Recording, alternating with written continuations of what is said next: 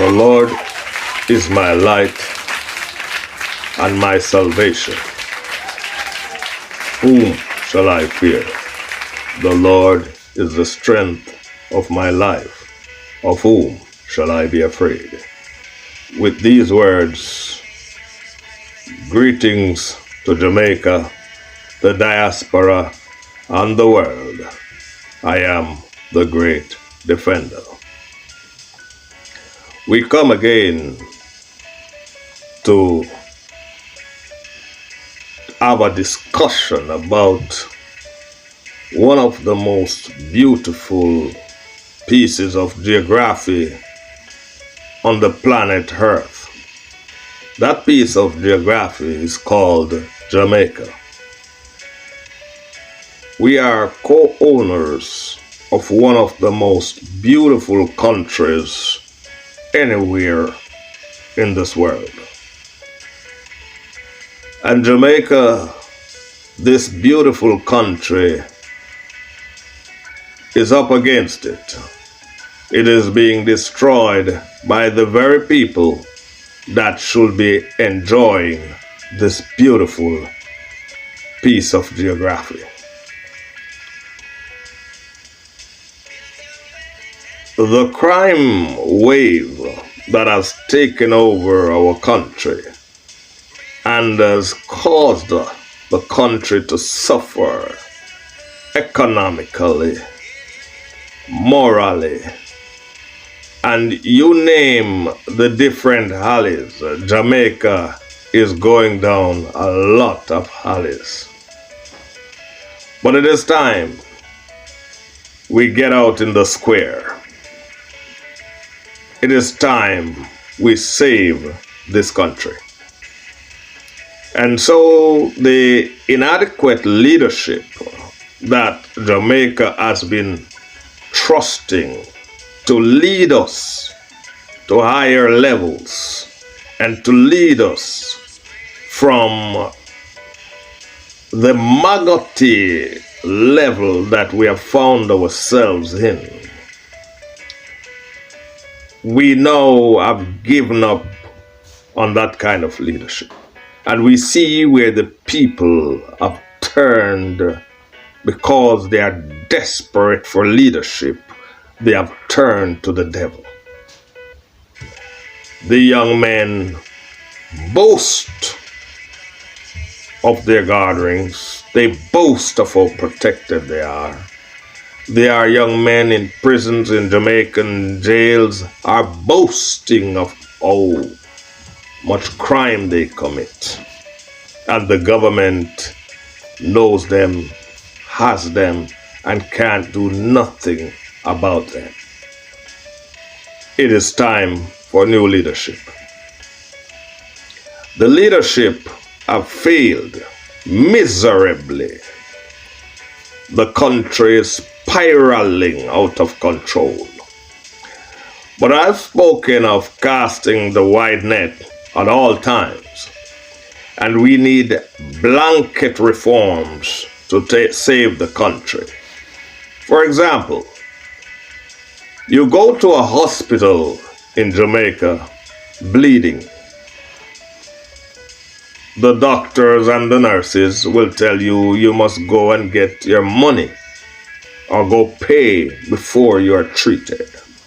This is a modern society, so to speak. And you're telling me that if you are dying and have no money in your pocket, that you should be left to die. Now this is the weakness of leadership that cause stuff like this to happen. There must be a system in place where once you go to anywhere to get health care, you should be treated. This is what I talk about, institutionalizing the rules of the land. It must be a wide net, and anywhere you go to any institution. The rules must apply to all Jamaicans. The benefits must apply to all Jamaicans. And so, as the nation mourns because of the irresponsible leadership and the criminal behavior of some of its citizens, those of us who have a mind to save our country and to see our country move forward has got to come together and has got to begin to demand new leadership. The leadership of the country over the years has been very insufficient. The needs of the people are never considered. And when I say needs of the people, I'm not talking about a food. I'm talking about welfare systems that every Jamaican benefits from. Every underemployed or unemployed Jamaican should be able to have a food stamp or a welfare check of at least $15,000 to $20,000 a month to subsidize their food costs. This would help to spur on the economy, because what you are doing is pumping cash into the hands of your people, and they're going to spend it to buy food, and then the people that sell food will sell more food. But one of the matters we need to begin to address, and the government of the land have allowed the minds of the people to be wasted. We have schools that we must use at evening times to educate some of our adults, train them in the different disciplines so they can help to build their country. Give them the welfare check, the food stamps, and bring them into the classrooms to train them to filter out into the different industries so that Jamaica can move forward.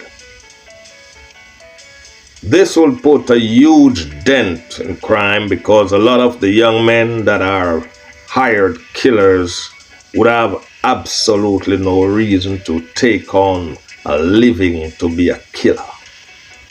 And you have men in Jamaica that eat, drink, drive because they are killers.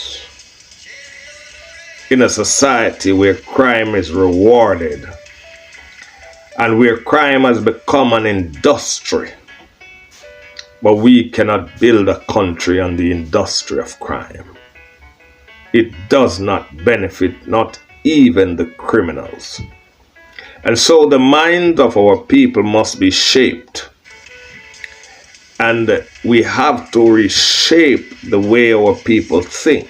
They have to be recultured so that there's not this glorification of criminal activities. It is time that we look for new leadership. I listened to the speech by the Prime Minister the other night, and it was nothing short of laughable. It had no substance. It had hype. But, my fellow Jamaicans, we have a country to save. And you have to be a part of the saving of your country, where you begin to demand responsible leadership. You have to now look for the people amongst you who have the ability to lead your country in the right direction, who think of the people when they are making the laws of the land. Right now, we saw an incident the other day where crime was rewarded in publicly, where a young man who verbally assaulted passengers in a taxi was rewarded. He was given a prize for his bad behavior. Now, this is the kind of culture that we have to fight against. We must not reward evil. And so, as a country, if we're going to develop and move forward and take our rightful place on the podium of this planet, we have to do better. We have to now begin to look for new leadership. The leadership of the land has failed and has continued to fail. They can't even run a prison effectively. You have prisoners boasting openly, and there's not a law in place to prosecute the prisoners. The prison warders that are assisting the prisoners and the men who run the prison system, some of them needs to be investigated and removed from their posts. There's too many permanents in our prison systems. There must be rotations so that they cannot facilitate the crime from behind bars. How can you have men in prison ruling men who are free? It's happening in Jamaica. Not even the captured, the government cannot even handle those they have captured. How can they rule free people with these words? I say for now, goodbye. Like, share, and subscribe. Spread the word so it can be heard. Thank you.